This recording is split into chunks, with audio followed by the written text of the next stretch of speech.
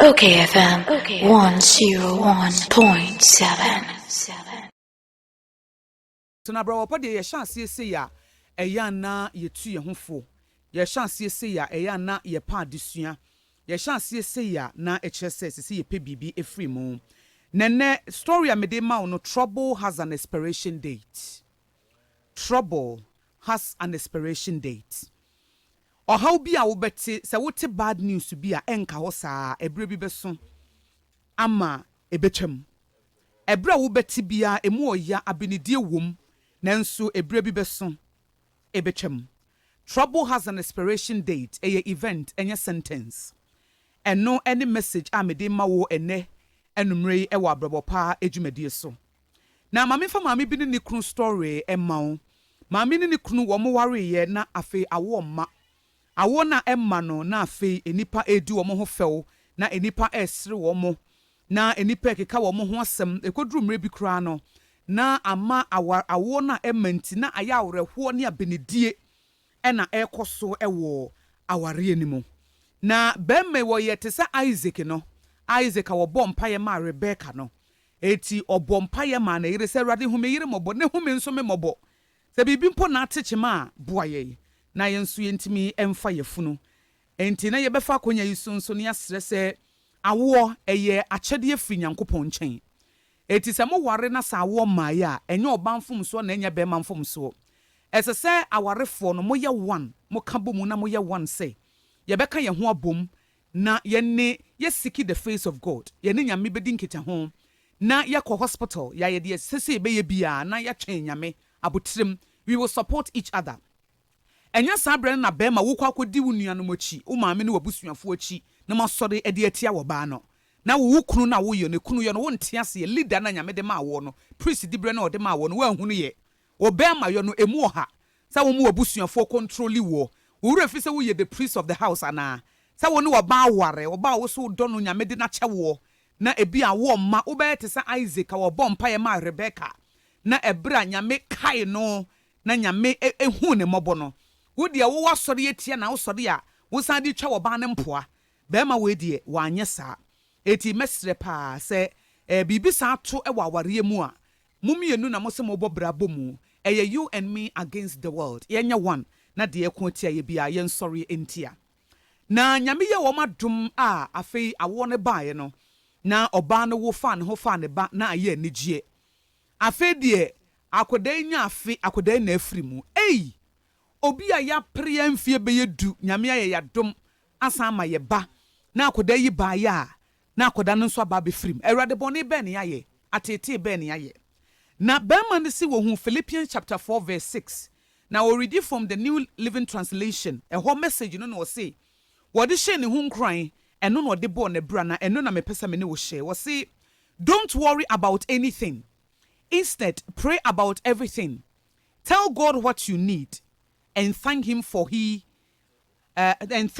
all he has done. Philippians chapter 4 verse 6 New Living Translation. Don't worry about anything,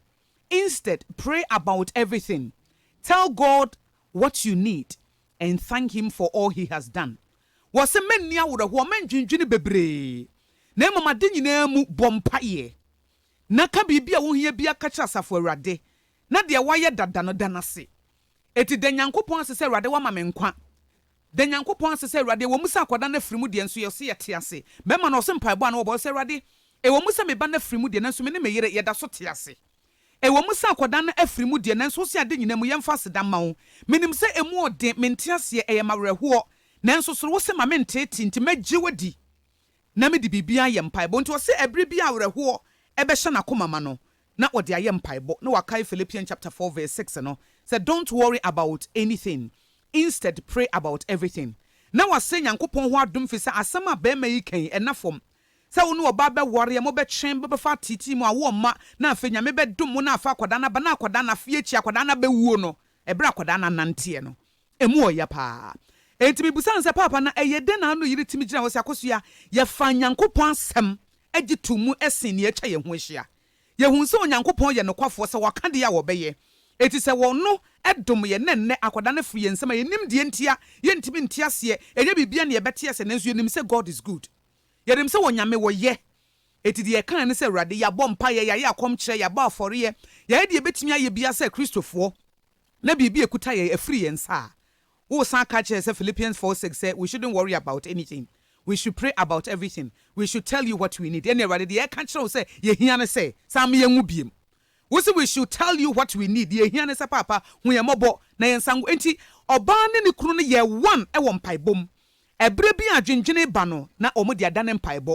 Efisɛ saa na Nyankopɔn asɛm aka. Enti ɔdɔfoɔ me de hyɛ wo nkran sɛ biribi a wobɛfa mu bi a ɛyɛ atete biara no ɛyɛ afa yɛ mpaebɔ. Adeɛ bi a wobɛfa mu a ɛdin ɛyɛ afa yɛ mpaebɔ. Ɛna sɛ woyɛ wadwen sɛ wobɛdwene biribiara wo pɛ bi wobɛte biribiara ase a abrabɔ wɔnyɛ biribiara ne ɛbɛte ase nanso yɛgyidi sɛ Onyankopɔn wɔyɛ. Ɛnyɛ biribiara ne ɛbɛte ase nanso yɛgyidi sɛ Onyankopɔn wɔdɔ yɛ. Ɛnyɛ biribiara ne ɛbɛte ase nanso yɛgyidi sɛ Onyankopɔn asɛm a wɔka sɛ Jeremiah chapter 29 verse 11 sɛ wɔnim adwene koro a wɔdwene fa yɛn ho ɛnyɛ bɔne deɛ sɛ wɔbɛma yɛ daakye ne awie yɛ pa ne yɛgye no tum ɛwɔ mu sɛ yɛnte aseɛ sɛ COVID-19 yɛdwuma abɔ yɛ yɛnte aseɛ sɛ yɛkuru bi adwane ne ɔbaa foforɔ adwane yɛgya yɛ yɛnte aseɛ sɛ yɛyere bi adwane yɛgya yɛ na nkwadaa no abɔ yɛ so bɛrima bi ka kyerɛ me sɛ wɔfiri adwuma bae na ne yere wadwane agya nkwadaa no hɔ wɔsesa ne nneɛma kɔ wɔne baabi ɔbaa no afa yɛnte aseɛ sɛ biribi sɛ yɛsie nanso deɛ yɛnim ne sɛ yɛde bɛyɛ mpaebɔ na yɛada Nyankopɔn ase wɔ biribiara mu ɛmfa ho ne din a ɛyɔ na ɛyɛ yɛ din esum mu no bra yɛsum po no yɛsrɛ Awurade sɛ Awurade ma wahoɔden ne mmra yɛ so wɔse I will strengthen you and I will help you. So we read Isaiah chapter 41 verse 10 wɔse me Awurade mɛhyɛ wo den na mɛboa wo ɛti saa berɛ no mu ne yɛka sɛ Awurade hyɛ me den na boa me ɛfisɛ adeɛ bi wɔ wofam nipa bi ntimi nte wase da me Akosua Aboagye me ntimi nte wase da nyame ne betimi ate wase ɛfisɛ sɛ wo read Hebrews na wɔse we have a high priest who understand yɛnim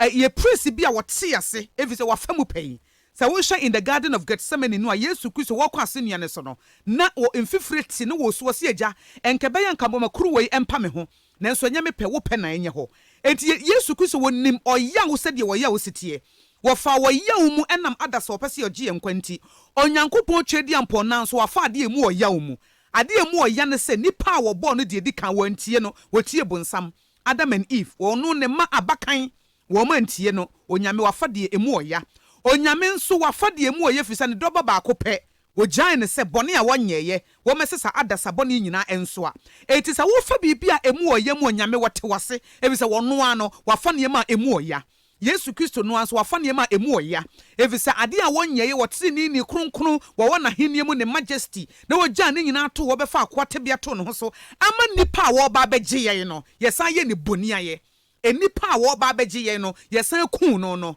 emu ɔya nanso wɔte ase enti no say we have a high priest who understands eti na me mu aso ate sɛ sɛ de Yesu Kristo fa mu na ne nansa akyi wɔsɔre yɛ na read Philippians a wɔse wɔte agya ne nsa nifa so yɛ de adi ebu adi nyinaa so ama no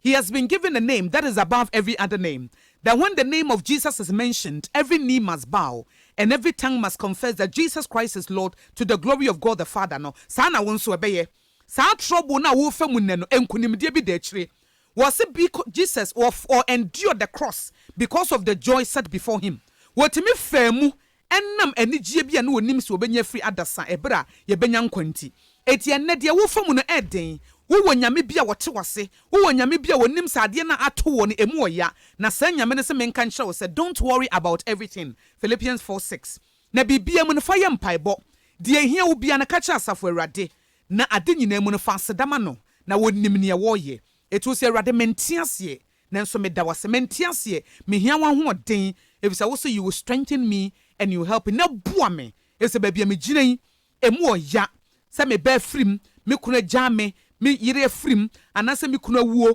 anase me yire wuo anase bia yeyi medie anase nipa bi adi me hwamɔ madwuma sika sema to apen emu ɔden mehia wahoɔden na menim sɛ adeɛ na me fa mu no ɛnyɛ kwa because you will never waste any experience ɛna ɛnka hɔ saa trouble has an expiration date wo ka me ho wobɛboa me megye sɛ wode yɛ saa mpaebɔ no a enkonimdie bi da w'anim ɛfiri sɛ ɛnnɛ nea wo fa mu ne no ɛnyɛ saa ɛna ɛbɛyɛ ade pɛpɛ bi ɛda w'anim nti masɛm ne sɛ trouble has an expiration date wei ɛyɛ Abrabopa dwumadie ɛna wotie ɛwɔ OK 101.7 FM so